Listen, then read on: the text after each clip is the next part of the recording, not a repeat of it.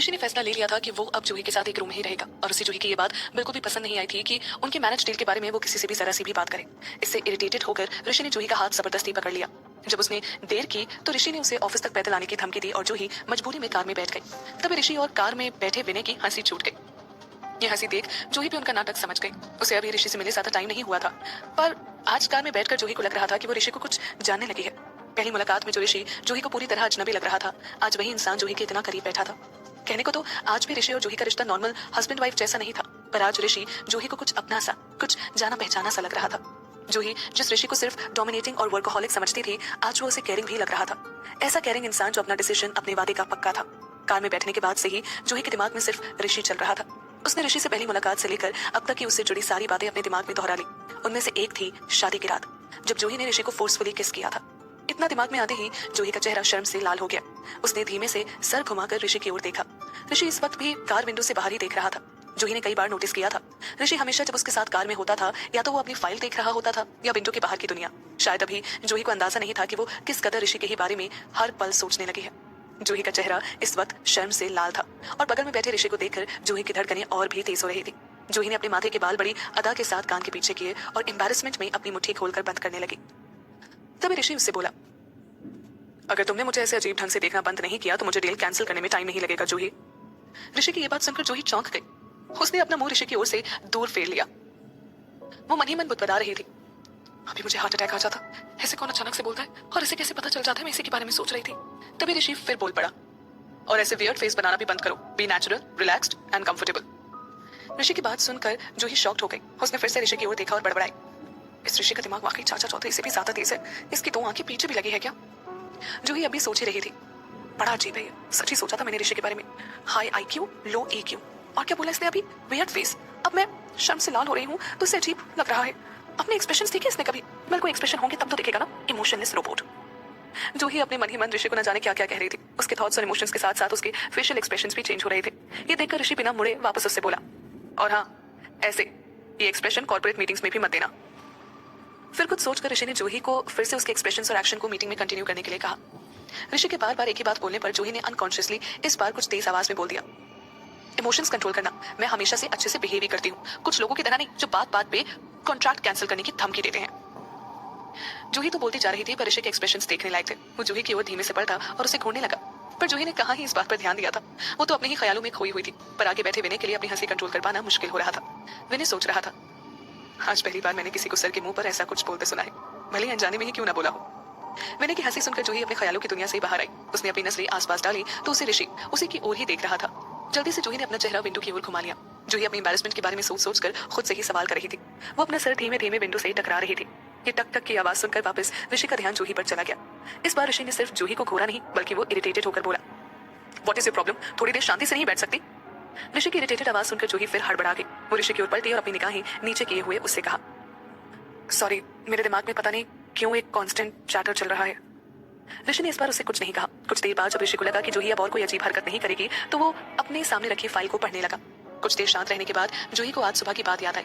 वो ऋषि की ओर घूमी और सीरियस होकर ऋषि से बोली, मिस्टर सिंघानिया। जूही की आवाज सुनकर ऋषि का ध्यान फाइल से हटकर जूही की ओर गया।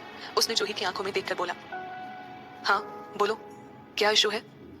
जूही ने पहले एक बार विनय की ओर देखा, फिर ऋषि की ओर थोड़ा खिसक कर धीमी आवाज में बोली, मिस्टर सिंघानिया, आपने मिसेस इशिका के सामने ये क्यों कहा कि आप मेरे साथ एक ही कमरे में रहना चाहते हैं? जूही की ये बात सुनकर ऋषि भी जूही के थोड़ा और करीब आया और धीमी आवाज में उससे बोला, क्यों नहीं रह सकता मैं तुम्हारे साथ? पति हूं ना अब मैं तुम्हारा। ऋषि से इस तरह ये बात सुनकर कि वो उस पर अब एक असली पति की तरह हक जमा रहा है, जूही शॉक्ड हो गई। वो अंदर ही अंदर ऋषि को शक की नजरों से देखने लगी। वो कुछ सोचते हुए ऋषि से दूर जाकर वापस विंडो के पास बैठ गई। जूही कभी इतनी शक्की मिजाज और लो कॉन्फिडेंस वाली लड़की नहीं थी, पर जिंदगी ने पिछले कुछ ही दिनों में बहुत कुछ दिखा दिया था जूही को। धोखा, साजिशें और न जाने कितने ही झूठ। जूही के लिए अब किसी पर यकीन करना आसान नहीं रह गया था। जूही की ऐसी सवालिया नजरें देखकर ऋषि से रहा नहीं गया। उसके चेहरे पर एक जीत की खुशी भी झलक रही थी। ऋषि के एक्सप्रेशंस देखकर जूही समझ गई कि शायद उसने ये सब मजाक में कहा था। जूही ऊंची आवाज में उससे बोली, ये कैसा मजाक हो रहा है मेरे साथ? प्लीज, मुझे ये बिल्कुल पसंद नहीं आ रहा। बार बार पति हूँ बोलना बंद करो। जब कुछ निभाना ही नहीं है हमें तो फिर ये किस लिए? मुझे पता है तुम अपनी स्टेप मॉम के इंटरफेरेंस से परेशान हो, इसलिए तुमने ये सब कह दिया। अब मुझे अपने पर्सनल मैटर्स के बीच में लाना बंद करो। जूही का निशाना एकदम सटीक लगा था, पर यह बात ऋषि को बिल्कुल पसंद नहीं आई। अब जूही के साथ साथ ऋषि के चेहरे का रंग भी बदल गया था। उसके चेहरे की हंसी गायब हो चुकी थी। ऋषि गुस्से में जूही से बोला, शट अप। जूही ये सुनकर चुप हो गई और घबरा कर ऋषि की ओर देखने लगी। ऋषि ने गुस्से में उससे कहा, मैंने तुम्हें ना छूने का वादा किया है ना, साथ ना रहने का नहीं। तो तुम समझ लो, रहेंगे तो हम एक साथ एक ही कमरे में। मैं नहीं चाहता कि घर के अंदर ही हमारे बारे में चार बातें बने। जूही की आंखों में अपने लिए थोड़ा डर देखकर ऋषि शांत हुआ। उसने गहरी सांस ली और इस बार धीमे से उससे बोला, जूही, लोग बेवकूफ नहीं होते। अगर वो हमें अलग अलग कमरों में देखेंगे तो उन्हें शक होगा, जो मैं इस वक्त तो अफोर्ड नहीं कर सकता। जूही ऋषि की ये बात सुनकर कुछ शांत हुई। उसने ऋषि से धीमी आवाज में पूछा, लेकिन घर में कौन बाहर वाला है? ऋषि ने जूही को समझाते हुए कहा, हाँ, घर में सभी मेरे लिए काम करते हैं, पर उनमें से कितने मेरे वेल विशर है मैं नहीं कह सकता। इसीलिए घर हो या बाहर, we need to act as very loving husband and wife. और प्लीज आगे से हमारी डील के बारे में कभी भी किसी से भी कुछ मत कहना। जूही ऋषि की बात अब समझ रही थी, इसलिए उसने बस हाँ में सर हिला दिया। जूही हैरान थी ऋषि के पल पल बदलते इमोशंस देखकर, कभी इमोशनलेस रोबोट, कभी एकदम सरकास्टिक और कभी कभी बहुत ही ज्यादा अंडरस्टैंडिंग भी। जूही से भी ज्यादा कोई हैरान था तो वो था विनय। विनय बहुत सालों से ऋषि के लिए काम कर रहा था, पर आज पहली बार विनय ने ऋषि को किसी के साथ इतना पेशेंट देखा था। जहाँ एक और जूही और विनय ऋषि के बारे में सोच रहे थे, वहीं ऋषि के मन में कुछ कम उथल पुथल नहीं थी। ऋषि जहाँ एक और नेहा के कोमा से बाहर आने का इंतजार कर रहा था, तो वहीं दूसरी ओर जूही की इनोसेंस ऋषि को कहीं ना कहीं छू रही थी, जिसके चलते वो चाहकर भी जूही के साथ इनडिफरेंट नहीं हो पा रहा था। कार में सभी अपने अपने ख्यालों में खोए हुए थे। तभी विनय की आवाज ने ऋषि और जूही का ध्यान अपनी ओर खींचा। सर, हम ऑफिस पहुंच गए हैं। विनय की बात सुनकर जूही और ऋषि का ध्यान ऑफिस की ओर गया। ऋषि ने गहरी सांस ली और अपने अंदर चल रहे ख्यालों को शांत किया। वो कार से उतर गया और बड़े अच्छे अंदाज से चलकर जूही के गेट की ओर गया। उसने जूही को बड़े सलीके और प्यार के साथ कार से बाहर उतारा। ऑफिस के आसपास खड़े सभी लोग जूही और ऋषि की जोड़ी को देखकर बस यही सोच रहे थे, wow, they look so good together. Finally mister Singhania अब फुली सेटल हो ही गए। उनमें से कुछ लोगों की आपस की बातें जूही ने सुन ली। इस वक्त ऋषि को अपनी एक्टिंग पर गर्व हो रहा था। जैसे ही जूही और ऋषि कंपनी में एंटर हुए, सभी एम्प्लॉइज की नजरें सिर्फ और सिर्फ इस नए कपल पर टिकी हुई थी। ऋषि का एक हाथ इस वक्त जूही की कमर पर था और वो जूही के कानों में कुछ कह रहा था। दोनों के ही चेहरों पर एक बड़ी सी मुस्कान थी। जूही ने कार से उतरने के बाद धीमे से ऋषि से पूछा, मैं भूल गई पहले पूछना, पर मुझे आज मीटिंग में क्या करना होगा? जूही की इस बात का जवाब ऋषि ने जूही के कान में कहा, तुम्हें अभी कुछ नहीं करना है, बस मेरे बगल में बैठी रहना और हाँ, फेस पर एक स्माइल जरूर रखना। जहां मैं बोलूं वहां बस साइन कर देना। जूही ने मुस्कुराकर उसे हाँ कर दिया। जब जूही और ऋषि मीटिंग के बारे में बात कर रहे थे, तब उन्हें वहां मौजूद लोगों की भी आवाजें सुनाई पड़ रही थी। एक ने कहा, देखा तुमने, मैंने आज पहली बार सर को इतना खुश देखा है। दूसरे ने कहा, हाँ, शादी के बाद अच्छे अच्छे ठीक हो जाते हैं। ऐसी ही बातें सारे ऑफिस में इस वक्त चल रही थी। जूही को इतने अटेंशन की आदत नहीं थी, उसे थोड़ा अनकंफर्टेबल लग रहा था। जूही ने ऋषि की ओर देखा और मन ही मन सोचा, कितना कॉन्फिडेंट है ये, जैसे किसी चीज से इसे कोई फर्क ही नहीं पड़ता हो। यही ऋषि का नोबल टेम्परामेंट उसे सबसे अलग बनाता है। जूही की एकटक नजरों को ऋषि ने महसूस कर लिया था। उसने जूही से सवालिया नजरों से पूछा, अब क्या हुआ? ऋषि की बात सुनकर जूही को होश आया। उसने हड़बड़ाकर ऋषि से धीमे से कहा, कुछ नहीं। ऋषि जूही के इस जवाब से सेटिस्फाइड नहीं था। उसे जूही का लाल चेहरा कुछ और ही बता रहा था। पर ऋषि जूही से कुछ और पूछता, उससे पहले मीटिंग रूम आ गया। मीटिंग रूम देखकर ऋषि अपने सीरियस मूड में आ गया और ऋषि को इतना सीरियस देख जूही का भी ध्यान सिर्फ और सिर्फ मीटिंग रूम की तरफ था। तभी विनय ने जूही और ऋषि के लिए मीटिंग रूम का डोर ओपन किया। ये कौन सी जरूरी मीटिंग थी जिसके लिए ऋषि इतना सीरियस हो गया था? ऋषि अब कौन से डॉक्यूमेंट्स पे जूही से साइन लेना चाहता था? कहीं जूही और ऋषि के अच्छे दिख रहे रिश्ते की पोल इसी मीटिंग में खुल तो नहीं जाएगी? ऋषि ने फैसला कर लिया था कि वो जूही के साथ एक ही कमरे में रहेगा। घर में अपने इस फैसले के ऐलान के बाद ऋषि जूही को लेकर ऑफिस गया। ऑफिस में आज एक इंपॉर्टेंट मीटिंग होने वाली थी। विनय ने जूही और ऋषि के लिए मीटिंग रूम का डोर खोला। जूही आज पहली बार सिंघानिया कॉर्पोरेशन के इस हिस्से को देख रही थी। उसका ध्यान वहां मौजूद हर इंसान से लेकर उस बड़े से कॉन्फ्रेंस मीटिंग रूम पर पड़ा। ये रूम इस वक्त काफी ब्राइट फ्यूचर वाले लोगों से भरा हुआ था। जूही इतने सारे लोगों को देखकर थोड़ा नर्वस भी फील कर रही थी। सभी लोग इस वक्त जूही की ओर ही देख रहे थे, मानो उसे पढ़ने की कोशिश कर रहे हो। जूही ये सब देखकर सोचने लगी, ये सब मुझे ही देखे जा रहे हैं। ये मीटिंग अटेंड करने आए हैं या मिसेस ऋषि सिंघानिया को देखने? क्या मिसेस ऋषि सिंघानिया होना वाकई इतनी बड़ी बात है? जूही के इस सवाल का जवाब भी उसके दिल ने ही दिया। हाँ, शायद मिसेस सिंघानिया होना ही बड़ी बात होगी। आखिरकार इतनी बड़ी कंपनी के प्रेसिडेंट की वाइफ है मिसेस सिंघानिया। खैर, ऋषि ने अपने सारे वादे पूरे किए। अब मेरी बारी है। मैं इस वक्त मिसेस सिंघानिया हूँ, भले ही सिर्फ दिखावे के लिए। इतना सोचकर जूही अपनी नर्वसनेस को दूर करने के लिए गहरी सांस लेती है और अपने चेहरे पर एक बड़ी सी और कॉन्फिडेंट मुस्कुराहट लेकर आती है। मुस्कुराकर जूही ने मीटिंग रूम में मौजूद सभी लोगों को ग्रीट किया। तभी जूही की नजर वहां खड़ी नीना पांडे पर पड़ी। नीना पांडे को मीटिंग रूम में देखकर जूही एकदम शॉक्ड रह गई। शॉक्ड हुई जूही अचानक से ऋषि की ओर मुड़ी। उसने उससे सवालिया नजरों से पूछा, ये नीना पांडे यहाँ क्या कर रही है? मुझे पहले क्यों नहीं बताया कि ये भी यहाँ आने वाली है? जूही के सवाल पर ऋषि की नजरें भी नीना पांडे पर पड़ी। वो जूही की ओर देखकर उससे कैजुअली बोला, अरे हाँ, तुम्हारी स्टेप मॉम भी यहाँ आने वाली थी आज। मैं भूल गया था बताना। वैसे ठीक ही किया तुम्हें ना बता के, नहीं तो तुम पहले ही नर्वस हो जाती। ऋषि की बात सुनने के बाद जूही ने वापस नीना पांडे को देखा। आज यहाँ बहुत से लोग मौजूद थे। नीना पांडे भी आज यहाँ जूही इंडस्ट्रीज की चेयरपर्सन की हैसियत से आई थी। पर जूही इंडस्ट्रीज इतनी भी बड़ी नहीं थी कि नीना पांडे सिंघानिया कॉर्पोरेशन की मीटिंग में सामने की ओर इन वीआईपी लोगों के बीच बैठ सके। इसलिए वो पीछे भीड़ में एक जगह एडजस्ट हुई बैठी थी। जूही अभी भी कंफ्यूज थी कि आखिरकार नीना पांडे यहाँ कर क्या रही है। इसी बात को जानने के लिए जूही ऋषि के थोड़ा और करीब आ गई और धीमे से उसने उससे पूछा, प्लीज मुझे थोड़ा तो बता दो कि आज की मीटिंग है किस बारे में और इसमें नीना पांडे का क्या रोल है। नहीं बताओगे तो पोल खुल जाएगी सब। जूही के इस सवाल को ऋषि ने इस बार नहीं टाला। वो जूही के कान में बोला, जूही इंडस्ट्रीज के साथ सिंघानिया कॉर्पोरेशन का मैरिज अलायंस है और हमने कुछ प्रोजेक्ट्स भी साथ में करने का डिसाइड किया है। फिर ऋषि ने एक बार पूरे मीटिंग रूम में देखा और कुछ खास लोगों को देखकर पोलाइटली स्माइल किया। फिर वापस से जूही की ओर देखकर बोला, आज की मीटिंग का पर्पस जूही इंडस्ट्रीज के साथ एग्रीमेंट साइन करना ही है और हाँ, इन प्रोजेक्ट्स की इंचार्ज तुम ही होगी। ऋषि की बात सुनकर जूही उनकी तरफ आंखें बड़ी कर करके देखने लगी। उसने कुछ हिचकिचाते हुए ऋषि से पूछा, मैं कैसे इंचार्ज हो सकती हूँ? तुम मजाक कर रहे हो ना? इंचार्ज तो तुम ही रहोगे ना? ऋषि सीरियस होकर जूही से बोला, मैं काम को लेकर मजाक नहीं करता, वो भी इतने सीरियस मैटर पर तो कभी नहीं। तुम कोई कठपुतली नहीं, असली इंचार्ज रहोगी इन प्रोजेक्ट्स में। जूही ने धीमे से उससे कहा, ऋषि आई एम सॉरी पर मैं कैसे इंचार्ज हो सकती हूँ? जूही इंडस्ट्रीज में कंपनी के नाम के अलावा वहां और मेरा कुछ भी नहीं है। अभी की जूही ऋषि को कार वाली जूही से बहुत अलग लग रही थी। कार में बैठी जूही में एक इनोसेंट और प्लेफुलनेस थी, पर अभी वाली जूही घबराई, दुखी और मायूस थी।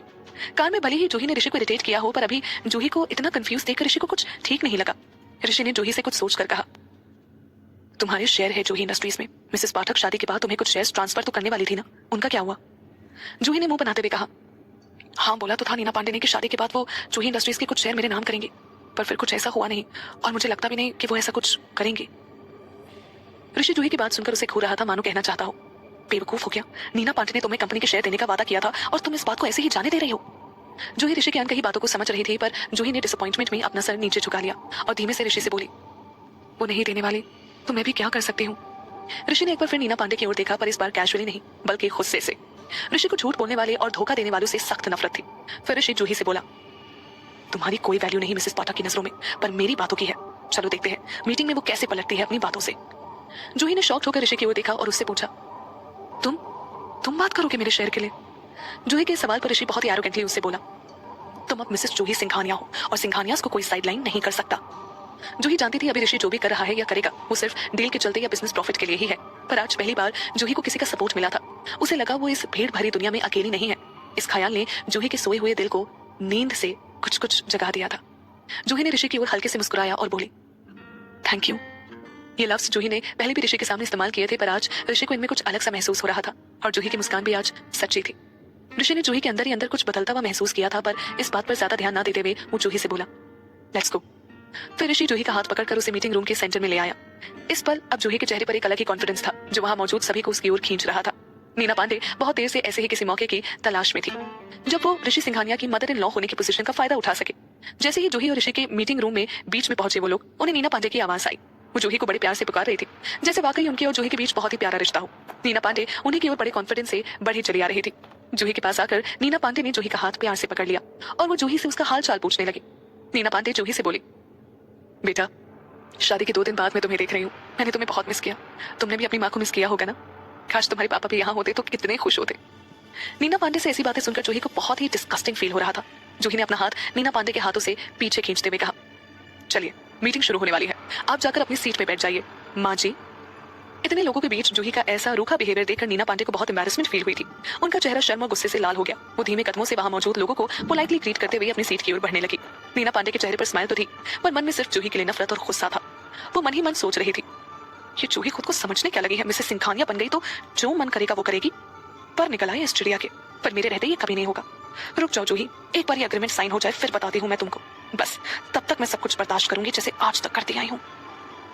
इतना सोचने के बाद भी नीना पांडे के चेहरे पर एक मुस्कान थी। वो नेचुरली अपने आसपास के लोगों को देखकर स्माइल करते हुए चुपचाप अपनी सीट पर जाकर बैठ गई। विनय ने एक बार फिर से सारी अरेंजमेंट्स चेक की, फिर ऋषि और जूही को सेंटर की सीट्स पर साथ में बिठा दिया। नीना पांडे ये सब देखकर अंदर से जल भुन रही थी। उसने गहरी सांस ली और मन ही मन सोचने लगी, बस आज का दिन और जूही, फिर आने वाले हर दिन अब सिर्फ मेरे होंगे। सीट पर बैठने के बाद ऋषि ने विनय की ओर इशारा किया। विनय समझ गया कि ऋषि मीटिंग स्टार्ट करना चाहता है। विनय ने ऋषि के कहने पर मीटिंग स्टार्ट कर दी। विनय को आज सिर्फ मीटिंग का इंट्रोडक्शन और प्रोसीजर वहां मौजूद लोगों को समझाना था। उसके बाद वो मीटिंग के इंपॉर्टेंट पॉइंट्स ऋषि सभी को बताने वाला था। लेकिन विनय ने बोलना शुरू ही किया था कि मीटिंग रूम में एक आवाज गूंजी, वेट। रूम में बैठे सभी लोग उस आवाज को सुनकर शॉक्ड हो गए और सभी का ध्यान उस आवाज की ओर गया। जूही ने भी देखा कि ये आवाज उस आदमी की थी जो ऋषि के राइट साइड में बैठा हुआ था। जूही ने मन ही मन सोचा, ये जरूर कोई इंपॉर्टेंट पर्सन ही होगा, वरना ऐसे चलती मीटिंग को बीच में रोकने की हिम्मत सबने कहा। पर ये है कौन? जूही ये सब सोच रही थी कि वो आदमी उठ खड़ा हुआ। वो ऋषि के करीब आने लगा। इस पूरे वक्त उसकी आंखें ऋषि पर ही टिकी रही। उसकी आंखों में ऋषि के लिए नफरत साफ झलक रही थी। जूही उसे देखकर शॉक्ड हो गई। उसने सोचा कि इशिका सिंघानिया ने बताया था कि ऋषि के एल्डर्स के पास भी सिंघानिया कॉर्पोरेशन के कुछ शेयर्स हैं, जिनके बलबूते वो आए दिन ऋषि के लिए प्रॉब्लम क्रिएट करते रहते हैं। कहीं ये इंसान उनमें से एक तो नहीं। जूही गेस कर ही रही थी कि तभी ऋषि ने कामली उनसे पूछा, यस डायरेक्टर सिंघानिया, क्या बात है? ऋषि के काम एक्सप्रेशन जूही के परेशान एक्सप्रेशन से बिल्कुल उलट थे। जूही ऐसे वक्त में भी काम ऋषि को देखकर शॉक्ड थी। उसकी नजरें ऋषि पर से हट ही नहीं पा रही थी। ऋषि के दिमाग में इस वक्त बस यही ख्याल थे, इसी का वेट कर रहा था मैंने कैसे सोच भी लिया कि कोई भी मीटिंग बिना इनके ओपिनियन के पॉसिबल है।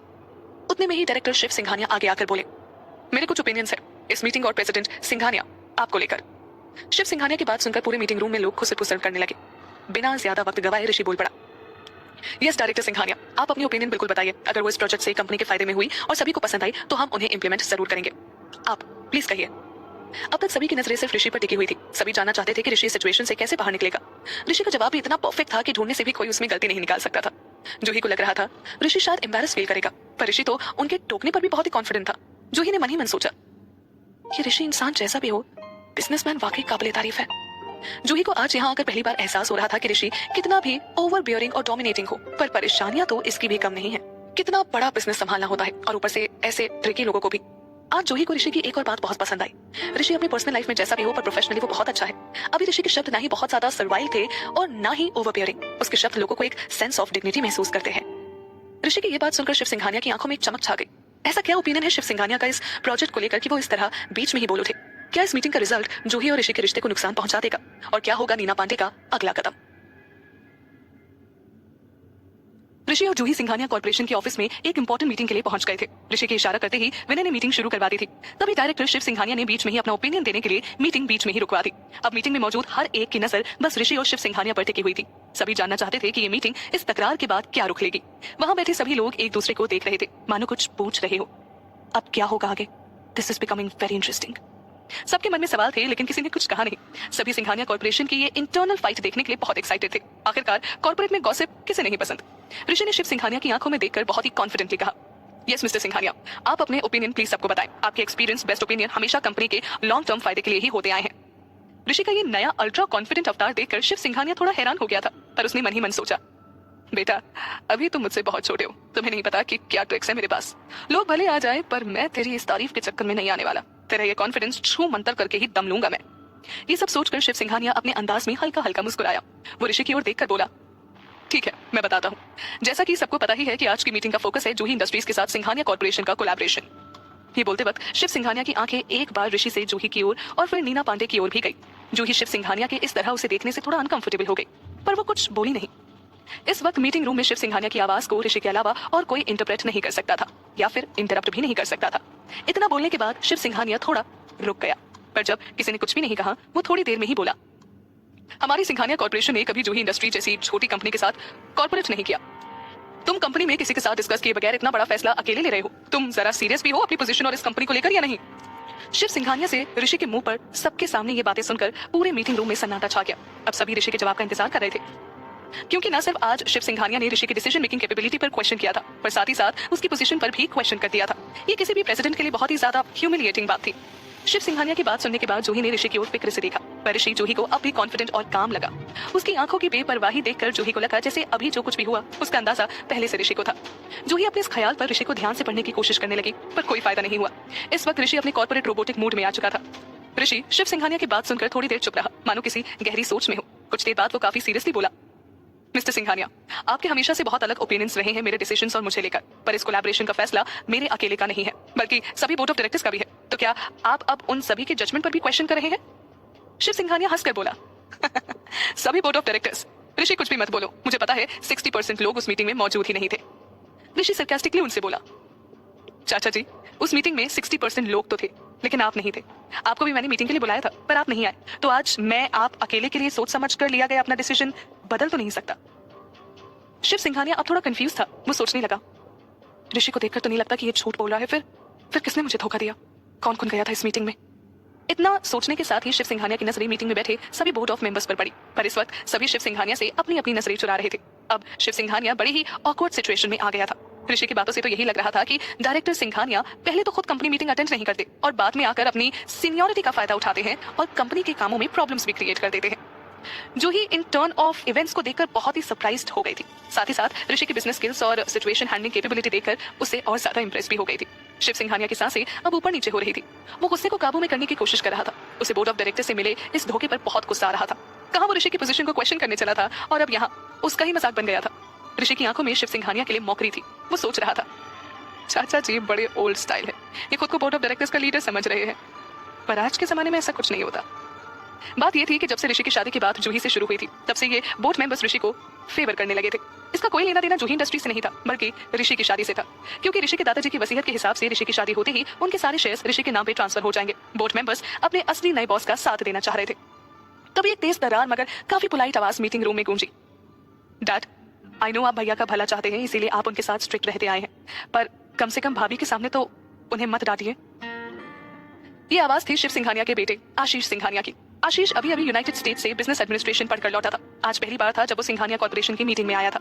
आशीष की बात ने न सिर्फ शिव सिंघानिया को इस ऑकवर्ड सिचुएशन से निकाला, बल्कि ये भी सबको बता दिया कि शिव सिंघानिया को ऋषि की परवाह है, इसलिए वो उसे गलती करने से रोक रहे हैं। जूही भी इस वक्त आशीष सिंघानिया को ही देख रही थी। आशीष भी ऋषि की ही तरह बहुत हैंडसम था, पर जहां ऋषि इनअप्रोचेबल और इनडिस्टिंक्ट फील देता था, वहीं आशीष के चेहरे पर परमानेंट मुस्कान और बातचीत का तरीका लोगों को उसके साथ कंफर्टेबल फील कराता था। जूही ये तो समझ गई थी कि ये इंसान ऋषि का कजिन और शिव सिंघानिया का बेटा है, पर जूही इसका नाम नहीं जानती थी। वो विनय के थ्रू मिली इन्फॉर्मेशन से शिव सिंघानिया के बेटे के बारे में पिक्चर करने की कोशिश कर रही थी, पर उसे कोई फायदा नहीं हुआ। शिव सिंघानिया के बेटे को अपने सामने देखकर जूही को लगा कि इस इंसान के बारे में जानने को बहुत कुछ है। ये इंसान अपनी एक बात से पूरी सिचुएशन बदल सकता है। वहीं ऋषि सोच रहा था, बाप कम था, चौक बेटा भी आ गया। मेरा कोई भी इस दिन कंपनी में शांति से नहीं बीत सकता। इसी बीच एक मिडिल एज्ड डायरेक्टर बीच में उठ खड़ा हुआ और हंसते हुए बोला, हाँ आशीष ठीक कह रहे हैं, बातें बहुत हो गई है, चलो इस शानदार कोलैबोरेशन पर काम शुरू करते हैं।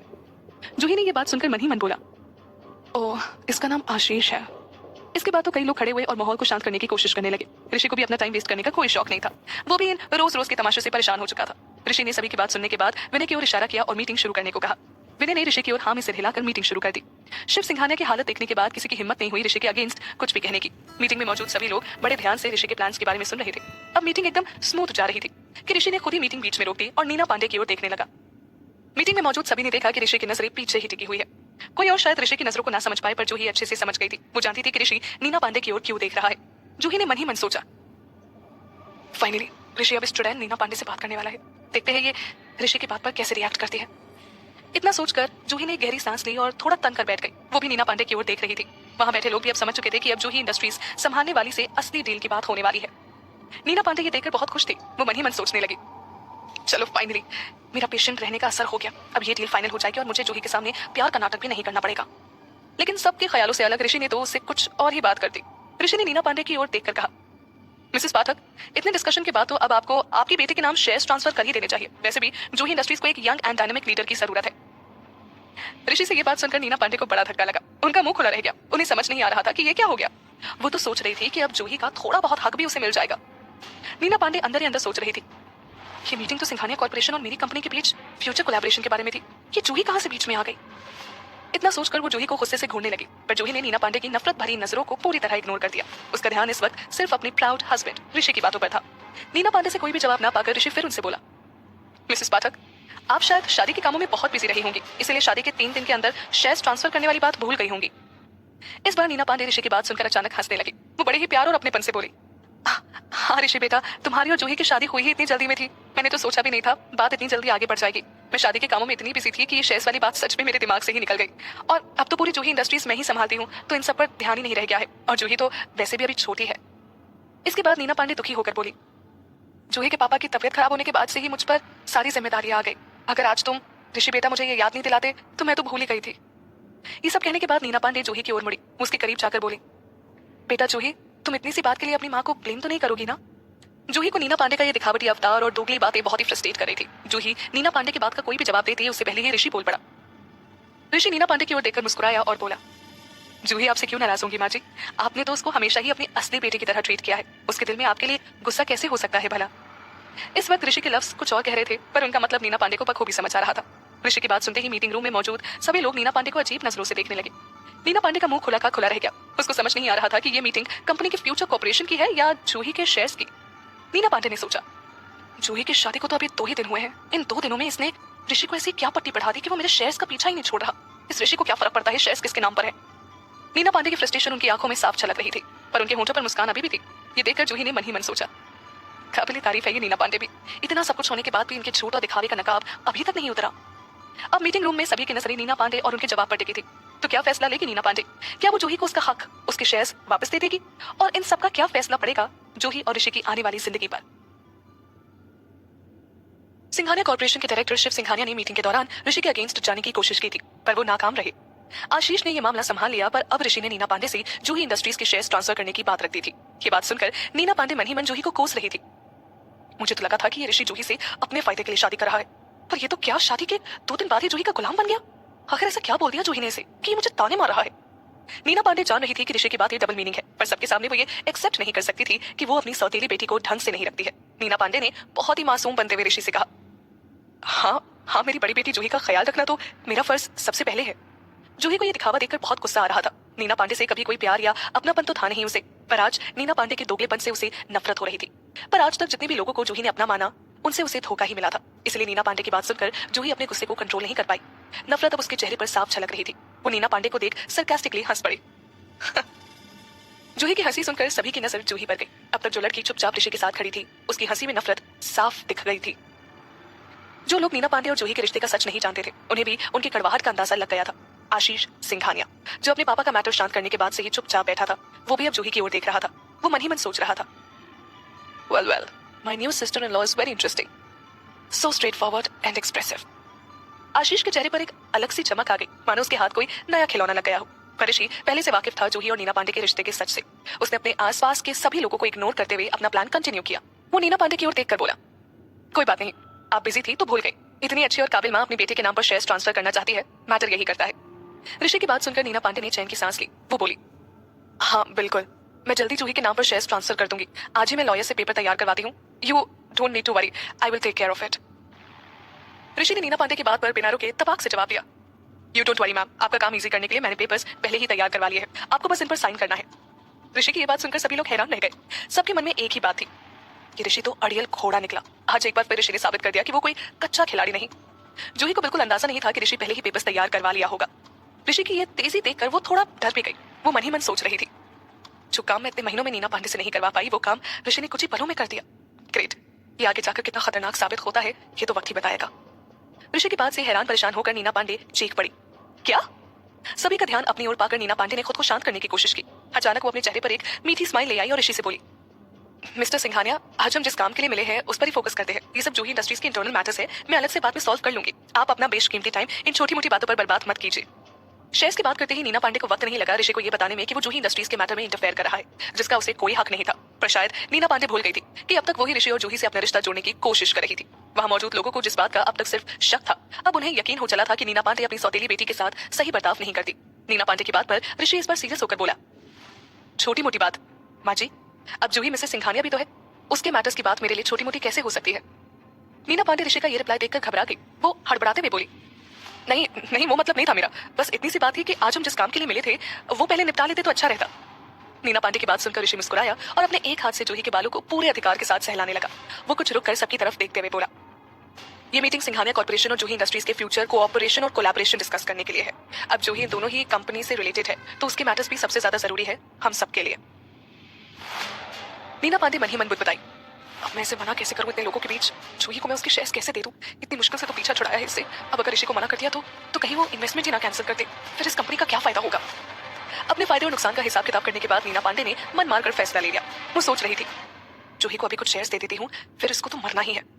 इसकी नॉमिनी महेंद्र पाठक को बना दूंगी। शेयर्स के लिए मैं ऋषि जैसे सोने की मुर्गी को हाथ से जाने नहीं दे सकती।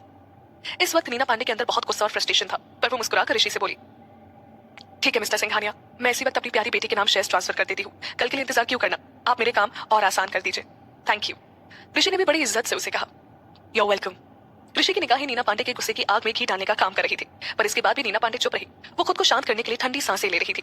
जब नीना पांडे और कुछ नहीं बोली तो ऋषि ही आगे बोला, ठीक है तो शुरू करते हैं। वैसे भी आज का कॉन्ट्रैक्ट साइन करने के लिए आप सभी सील्स तो लाई ही होंगी ना, तो अब और कोई टेंशन भी नहीं।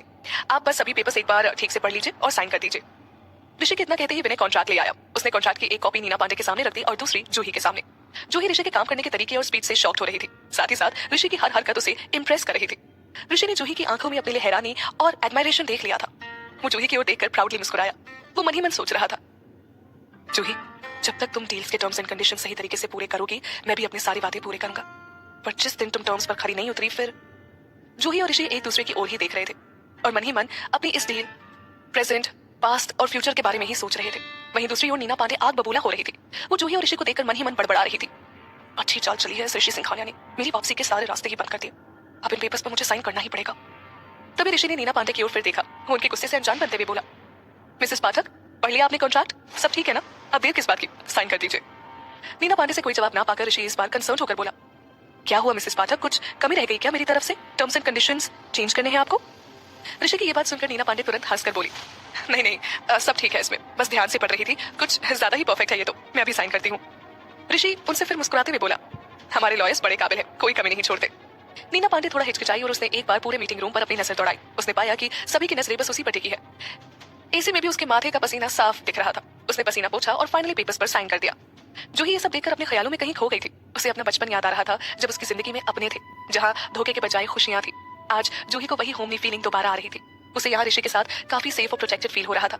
जूही ने अपनी नजरें ऋषि से हटाई और अपने सामने रखे कॉन्ट्रैक्ट की ओर देखने लगी। जूही मन ही मन सोच रही थी, क्या मैं इतनी अकेली हो गई हूँ कि ऋषि का एक ही मूव मेरे दिल को इतना छू गया, और वो भी तब जब ऋषि ने ये सब मेरे लिए नहीं बल्कि अपने बिजनेस और अपने फायदे के लिए किया है। जूही ने अपने दिमाग को थोड़ा शांत किया। उसने गहरी सांस लेकर सारी जगह साइन कर दिया। ऋषि ने दोनों साइन कॉन्ट्रैक्ट्स पर एक नजर डाली और सब कुछ ठीक लगने के बाद उसने उनसे कहा, now let's continue the meeting. Rishi की ये बात सुनकर मानो वहां मौजूद सभी लोग किसी गहरी नींद से जागे हो। सभी ने इस कॉन्ट्रैक्ट साइनिंग के बाद एक साथ तालियां बजाई और मीटिंग में अब क्या होगा उस पर ध्यान देने लगे। नीना पांडे ने राहत की एक सांस ली और मुस्कुराई। वो मन ही मन बोली, चलो अब इस शेयर्स का तमाशा भी खत्म हुआ, अब तो सिर्फ कोलैबोरेशन की ही बातें होंगी। ये सोचकर नीना पांडे बड़े ध्यान से ऋषि की बातें सुनने लगी। लेकिन तभी ऋषि की एक बात सुनकर वो चौंक गई। ऋषि ने कहा, मैं चाहता हूं कि आज से जूही इंडस्ट्रीज की जूही पाठक, जो अब जूही सिंघानिया और मेरी वाइफ हो चुकी है, वो इस प्रोजेक्ट को लीड करे। मीटिंग रूम इस बार फिर तालियों से गूंज गया। लेकिन ऋषि की ये बात सुनकर जैसे नीना पांडे के पैरों तले जमीन ही खिसक गई थी। उसे कुछ समझ नहीं आ रहा था। वो सोचने लगी, ये क्या हो रहा है? क्या मुझे यहाँ बुलाने का मकसद सिर्फ जूही को शेयर ट्रांसफर करना था? अब तक मुझे लग रहा था कि ऋषि सिंघानिया जूही के कहने पर ये सब कर रहा है, पर अब तो सब कुछ सिर्फ ऋषि सिंघानिया के कंट्रोल में आ जाएगा। ये तो कुछ ज्यादा ही शातिर निकला। मन ही मन नीना पांडे यही सब सोच रही थी, पर अब वो कुछ कर भी नहीं सकती थी। आखिरकार ऋषि सिंघानिया ने सब कुछ लीगल तरीके से किया था। नीना पांडे को अब मन ही मन रोना आ रहा था। अब ये डील भी गई, उससे जुड़े फायदे भी गए और बेमतलब में शेयर्स भी मेरे हाथों से निकल गए। अब मैं क्या करूंगी? कुछ खतरनाक करना ही होगा। मीटिंग में मौजूद सभी लोगों ने सोचा था कि आज की मीटिंग बेकार रहेगी, सिर्फ एक मामूली सी डील साइन होगी, वो भी एक छोटी सी कंपनी के साथ। पर आज की मीटिंग तो सरप्राइजेस से भरी हुई थी। सभी अब क्या होगा इसी एंटिसिपेशन में पूरे टाइम बैठे हुए थे। और किसने सोचा था कि एंड में ये डील ऋषि सिंघानिया की वाइफ के हाथों में आ जाएगी। सभी लोग नीना पांडे की शक्ल देखकर अपनी हंसी रोकने की कोशिश कर रहे थे। सब यही सोच रहे थे, बुरा फंसी है नीना पांडे, ऋषि सिंघानिया के शिकंजे में आकर फंस गई बेचारी। अच्छा हुआ हम ऋषि के अगेंस्ट नहीं गए, वरना हमारा भी यही हाल होता। फाइनल डिसीजन के बाद सभी ने चैन की सांस ली। नीना पांडे ये देखकर अब हद से ज्यादा गुस्सा थी। वो अब अपने एक्सप्रेशंस भी कंट्रोल नहीं कर पा रही थी। ऋषि और जूही के लिए उनकी बेतहाशा नफरत उनके चेहरे पर साफ थी। नीना पांडे अपनी मुट्ठी भींचते हुए मन ही मन बोली, बहुत गलत किया तुमने ऋषि, अब देखना मैं क्या करती हूँ। अपनी बेइज्जती का बदला कैसे लेगी अब नीना पांडे? क्या होगा नीना पांडे का अगला कदम और क्या असर होगा इस डील का ऋषि और जूही की जिंदगी पर? सिंघानिया कॉर्पोरेशन में चल रही मीटिंग के दौरान ऋषि ने बड़ी प्लानिंग के साथ नीना पांडे से पहले तो जूही के नाम पर शेयर ट्रांसफर करवा लिया। फिर सिंघानिया कॉर्पोरेशन और जूही इंडस्ट्रीज के बीच होने वाले प्रोजेक्ट का हेड भी जूही को ही बना दिया। नीना पांडे इस बात से बहुत गुस्सा भी थी। वो ऋषि और जूही से बदला लेना चाहती थी, पर वो जानती थी कि ऋषि सिंघानिया के सामने इस वक्त वो कुछ भी नहीं है। उसने खुद को थोड़ा शांत किया और अपने चेहरे पर एक बड़ी सी मुस्कान ले आई, ताकि गलती से भी उसके रियल इमोशंस उसके चेहरे पर ना दिख जाए। नीना पांडे ने अपने आसपास देखकर मन ही मन सोचा, बचा लो तालियां तुम सब आज मेरे मुंह पर, हंस लो आज तुम सब मेरी सिचुएशन पर कल मैं हंसूंगी और तुम्हारा मजाक उड़ाऊंगी। इस वक्त मुझे कोई फायदा नहीं ऋषि सिंघानिया के खिलाफ बोलने का, पर इसका ये मतलब नहीं कि मैं सब कुछ यूं ही चलने दूंगी। ये प्रोजेक्ट जल्द ही मेरे अंदर आएगा। जूही तो कुछ नहीं है मेरे सामने। इन सब के बाद मीटिंग खत्म हो गई। अब ये तो तय था कि दोनों इंडस्ट्री से जुड़े लोग ये मीटिंग जल्दी भूल नहीं पाएंगे। सभी लोग जिन्होंने मीटिंग अटेंड की थी वो धीरे धीरे मीटिंग रूम से जाने लगे और सभी आपस में मीटिंग में हुए इवेंट्स के बारे में डिस्कस कर रहे थे। आज की मीटिंग बढ़िया रही यार। ऋषि सिंघानिया ने अच्छा सबक सिखाया डायरेक्टर शिव सिंघानिया को। लेकिन मानना पड़ेगा कि वो आशीष सिंघानिया ने अच्छे से बात संभाल ली, वरना बात बिगड़ जाती। नीना पांडे की शक्ल देखी थी क्या? ऋषि ने क्या पूरा फंसाया उसको। जूही के कानों में ये सब बातें पड़ रही थी। वो ये सब सुनकर खुद में सोचने लगी, सच में टुडे वाज रियली इंटरेस्टिंग। ऋषि तो छा ही गया, वैसे इतना बुरा भी नहीं है शायद वो। तभी जूही ने देखा कि शिव सिंघानिया बड़े ही गुस्से में कुछ बड़बड़ाते हुए बाहर चले गए। उनके पीछे पीछे उनका बेटा आशीष सिंघानिया भी गया। आशीष के चेहरे पर अभी स्माइल थी। उसके चेहरे की ये परमानेंट स्माइल लोगों को एहसास दिलाती थी कि वो एक बहुत ही केयरफ्री पर्सनालिटी है। उसे दुनिया से कोई लेना देना नहीं, वो बस अपने में मस्त है। जूही मीटिंग में मौजूद सभी लोगों को जाता हुआ देख रही थी कि तभी एक हाथ उसकी कमर पर आया। जूही चौंक गई और जब वो पलटी तो वो हाथ ऋषि का था। ये देखकर जूही ने चैन की सांस ली। ऋषि थोड़ा झुककर जूही से बोला, लेट्स गो डार्लिंग, सारे इंपॉर्टेंट लोग जा चुके हैं। जूही को ऋषि का खुद के इतने करीब होना और उसका हाथ अपनी कमर पर रखना अब अनकंफर्टेबल नहीं लग रहा था। बस ये सब जूही की धड़कनें बढ़ा रहा था और उसका चेहरा शर्म से लाल हो रहा था। जूही ने गहरी सांस लेकर ऋषि को देखा, बस हाँ में सर हिला दिया। वो ऋषि के साथ मीटिंग रूम से बाहर जाने लगी। बाहर जाते वक्त उसने नीना पांडे की ओर एक बार भी नहीं देखा। ये देखकर नीना पांडे का गुस्सा और बढ़ गया। आज जब नीना पांडे घर से निकली थी तो बड़ी खुश थी। मीटिंग में आने के बाद भी वो अपने और ऋषि के बीच के सास दामाद के रिश्ते के बारे में सबको बड़ी प्राउडली बता रही थी। पर अब देखो, ऋषि तो ऋषि, जूही ने भी उसे ग्रीट नहीं किया। पूरी मीटिंग में नीना पांडे की सिर्फ बेइज्जती हुई थी और अब जाते वक्त भी यही हुआ। नीना पांडे ने अपने सामने रखी मेज को कस कर पकड़ लिया। वो मन ही मन बोली, आज का दिन मैं कभी नहीं भूलूंगी और ना ही किसी को भूलने दूंगी। वहीं दूसरी ओर जूही कुछ हिचकिचाते हुए ऋषि से बोली, थैंक यू मिस्टर सिंघानिया, जो भी आपने आज मेरे लिए किया वो मैं कभी नहीं भूलूंगी। जूही की बात सुनकर ऋषि के चेहरे पर एक स्माइल तो थी, पर उसकी आवाज में कोई अपनापन नहीं था। वो अपने इमोशनलेस टोन में बोला, you don't need to thank me. हमारा रिश्ता टर्म्स एंड कंडीशंस पर टिका है। अगर तुम अपनी तरफ से पूरा एफर्ट दोगी तो मैं भी तुम्हें शिकायत का कोई मौका नहीं दूंगा। ऋषि की बात सुनकर जूही अपने ख्यालों में खो गई। वो मन ही मन बुदबुदाने लगी, हाँ सही कहा इसने, ये टर्म्स एंड कंडीशंस वाला रिश्ता है और कुछ भी नहीं। पर मेरा दिल इसे सिर्फ एक डील का नाम क्यों नहीं देना चाह रहा? क्यों मेरा कोई अपना नहीं हो सकता? खैर कोई बात नहीं, जिंदगी लंबी है, कोई ना कोई मेरे लिए भी होगा ही। हिम्मत रख जूही, हिम्मत रख। जूही के इन ख्यालों में उसने ये ध्यान भी नहीं दिया कि जिस लड़की का कल तक रिश्तों पर से विश्वास उठ चुका था, आज वही अपनी जिंदगी के लिए फिर से सपने बुनने लगी थी। शायद इसलिए कि ऋषि से मिलने के बाद उसे यकीन हो चला था कि सभी बुरे और धोखेबाज नहीं होते, कुछ अपनी बातों और बातों के पक्के भी होते हैं। तभी जूही ने देखा कि ऋषि ने उसकी कमर से हाथ हटा लिया। वो अब ऋषि के केबिन में पहुंच चुकी थी। केबिन को देखते हुए उसने मन ही मन सोचा, ओह अब कोई आसपास देखने वाला नहीं, इसलिए ऋषि को लविंग और सपोर्टिंग हस्बैंड की तरह एक्ट करने की जरूरत नहीं है। जूही सब समझती थी, पर पता नहीं क्यों आज उसका दिल कुछ भी समझने को तैयार नहीं था। उसे कुछ खाली खाली लग रहा था, न जाने क्या चाहिए था उसके दिल को। तभी ऋषि की आवाज से जूही का ध्यान टूटा। ऋषि जूही से कह रहा था, सुनो मुझे कुछ जरूरी काम है। ऋषि की ये बात सुनकर जूही ने कोई रिएक्शन नहीं दिया। वो बस ऋषि की ओर देखती रही। फिर ऋषि थोड़ा रुक कर बोला, you are the incharge of this project now, तो ऊपर ऊपर काम तो तुम्हें ही करना पड़ेगा। इसीलिए विनय ने तुम्हारे लिए इसी बिल्डिंग में एक नया केबिन प्रिपेयर कर दिया है। अब तुम वहीं से अपना काम देखोगी। ऋषि की बात सुनकर जूही सरप्राइज हो गई। उसे उम्मीद नहीं थी कि ये प्रोजेक्ट और उसका इंचार्ज होना जरा भी सीरियस होगा। उसे लग रहा था कि ऋषि सब अपने कंट्रोल में चाहता है, इसीलिए उसे इंचार्ज सिर्फ नाम के लिए बना दिया है। ऋषि की पूरी बात सुनने के बाद भी जूही ने कंफर्म करने के लिए ऋषि से झिझकते हुए पूछा, मेरे लिए अलग से केबिन तैयार किया गया, लाइक मेरा पर्सनल? ऋषि को अपनी बात बार बार दोहराना या किसी को एक्सप्लेनेशन देना बिल्कुल पसंद नहीं था, इसलिए जूही के सवाल पर उसने बस सर हिला दिया। ऋषि का जवाब सुनते ही जूही के दिमाग में बहुत सी बातें आने लगी। वो मन ही मन बुदबुदाने लगी, अब क्या मैं यही सिंघानिया कॉर्पोरेशन में काम करूंगी? क्या सच में पूरे प्रोजेक्ट को लीड करूंगी मैं? पर मुझे तो कोई एक्सपीरियंस नहीं, फिर मैं ये कैसे कर पाऊंगी? कुछ गड़बड़ हो गई तो? जूही सोच रही थी कि ऋषि के ऑफिस डोर पर किसी ने नॉक किया। नॉक की आवाज सुनते ही जूही का ध्यान डोर की ओर गया। फिर उसने नोटिस किया कि ऋषि तो अपने टेबल पर बैठा हुआ है। नॉक नॉक की आवाज फिर आने लगी, पर ऋषि ने अपनी टेबल का एक बटन दबा दिया, जिससे ऑफिस का डोर अपने आप ही खुल गया। गेट खुलते ही विनय अंदर आ गया। आते साथ ही विनय ने पहले ऋषि को ग्रीट किया और फिर वो जूही की ओर मुड़ा। जूही से वो बोला, मिसेस सिंघानिया, मैंने आपका केबिन प्रिपेयर कर दिया है, प्लीज मेरे साथ आइए आप। जूही क्या कहती, वो बस एक्साइटेड थी कि उसका अपना न्यू केबिन कैसा होगा। वो धीरे धीरे अपने दिल को थामे हुए विनय के साथ ऋषि के केबिन से बाहर जाने लगी। पर जाने से पहले वो खुद को एक बार ऋषि की ओर मुड़कर देखने से नहीं रोक सकी। पर जब वो मुड़ी तो ऋषि का पूरा ध्यान सिर्फ अपने डॉक्यूमेंट्स की ओर था। उसने एक नजर पलट के भी जूही की ओर देखा तक नहीं। ये देखकर जूही के दिल में कुछ खटका, पर इस अजीब फीलिंग को खुद से दूर करने के लिए जूही ने अपना ध्यान ऋषि से हटाकर विनय के साथ चलने पर कर दिया। वो मन ही मन कह रही थी, विनय वाकई बहुत ही काबिल असिस्टेंट है, उसे सिर्फ काम बोलने की जरूरत है, वो बिना किसी देरी या गड़बड़ के काम कर देता है। इस बार भी विनय ने हर बात का ध्यान रखते हुए जूही का पर्सनल केबिन तैयार किया था। ये केबिन ऋषि के केबिन के एकदम बगल में था। अब जूही जब चाहे ऋषि से मिल सकती थी, पर जूही ने सोचा, भले ये बगल में ही है, पर अगर मुझे जब तक जरूरी काम ना हुआ मैं इसे बिल्कुल डिस्टर्ब नहीं करूंगी। इतना सोचकर जूही अपने केबिन में जाकर शांति से बैठ गई। जूही को बिजनेस या उससे रिलेटेड किसी भी चीज के बारे में कोई आइडिया नहीं था। उसे नहीं पता था कि वो प्रोजेक्ट में क्या करे, और ऋषि ने भी उसे कुछ इंस्ट्रक्शंस नहीं दिए थे। वो बस शांति से अपने पर्सनल केबिन को निहार रही थी। वहां बैठे बैठे जूही आज सुबह की बात याद करने लगी। ऋषि ने बोला था कि वो मेरे साथ एक ही कमरे में रहेगा। अब कल रात जो कुछ भी हुआ उसके बाद मैं कैसे ऋषि के साथ रह पाऊंगी? कितना ऑकवर्ड होगा सब कुछ। जूही इस बात को लेकर बहुत परेशान थी। पता नहीं कब शाम हो गई। जब जूही घर जाने के लिए अपने ऑफिस से बाहर आई तब उसने देखा कि ऋषि अपने ऑफिस में नहीं है। जूही ने मन ही मन सोचा, अब ये ऋषि कहाँ गया? अब मैं क्या करूं? क्या मुझे यही कुछ और देर रुककर ऋषि का वेट करना चाहिए? जूही ये सब सोच रही थी कि तभी वहां एक सेक्रेटरी आ गई। वो जूही के पास आकर बोली, गुड इवनिंग मैम, सर ने कहा था जब भी आप घर जाना चाहिए तो हम आपको घर भिजवा दें। प्लीज चलिए आप मेरे साथ, नीचे आपकी कार रेडी है। उसकी बात सुनकर जूही सोचने लगी, वाह ऋषि इतना सोचता है, इट्स ग्रेट, वरना मुझे तो लगा आज मुझे खुद ही घर जाना पड़ेगा। जूही ऑफिस से निकली और कार में बैठ गई। सारी रात से जूही यही सोच रही थी कि वो कैसे रहेगी कमरे में ऋषि के साथ। जूही घर पहुंचकर चुपचाप अपने कमरे में चली गई। बहुत देर बाद भी जब ऋषि नहीं आया तो वो अपने कमरे से बाहर आ गई। वहां जूही को इशिका सिंघानिया मिल गई। वो जूही से बोली, ऋषि को ढूंढ रही हो?